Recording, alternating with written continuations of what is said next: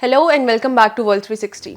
We begin with the big story from the US. Now the country today suspended all immigration processing for Afghan nationals immediately and indefinitely. The big move came after an Afghan man was identified as the suspect in a shooting near the White House. The shooting left 2 National Guard personnel injured. So what the US Citizenship and Immigration Services said and what does this mean? Let's break it down. The US Citizenship and Immigration Services announced that the decision was made pending a review of security and vetting protocols. US ordering a halt to processing immigration requests from Afghan nationals would mean that all visa applications, asylum requests, as well as all other immigration pathways would be put on pause for now, until the vetting protocols review and security assessment is finished.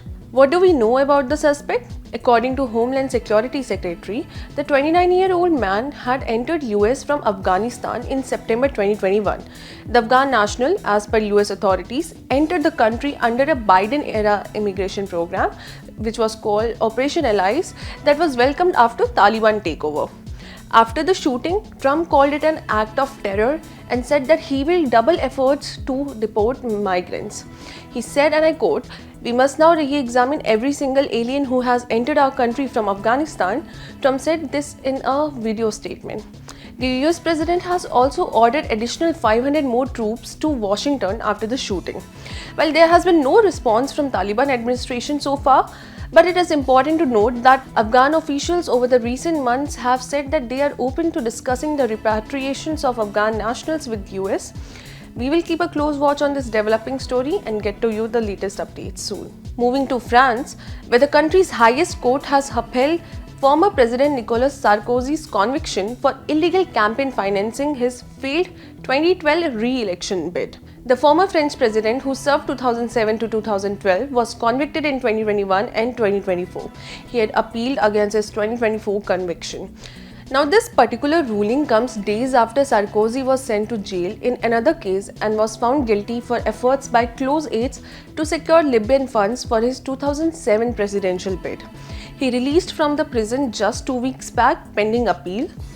Coming to the case for which he was convicted in 2024, and what has the French court said this week? Sarkozy is convicted of spending nearly twice the electoral legal limit of 22.5 million euros on his re-election campaign, which he ultimately lost to his opponent.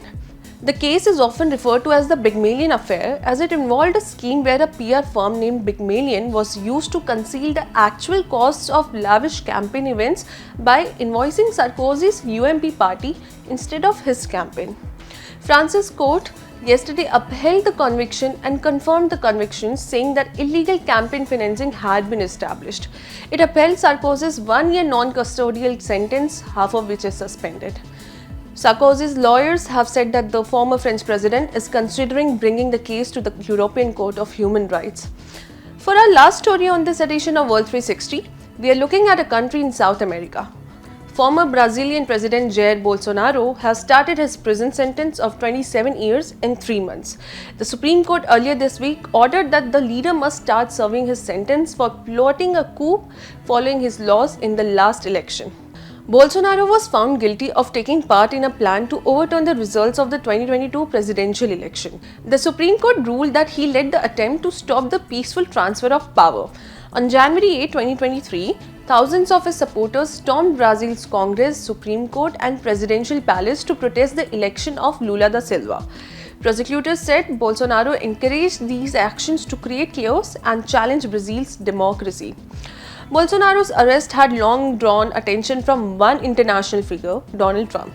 Back in July, Trump sent a fiery letter to Brazil's President Lula da Silva. He demanded that charges against Bolsonaro should be dropped. He also hit Brazilian imports with 50% tariffs and sanctioned a Brazilian Supreme Court justice, all in an effort to keep Bolsonaro out of prison.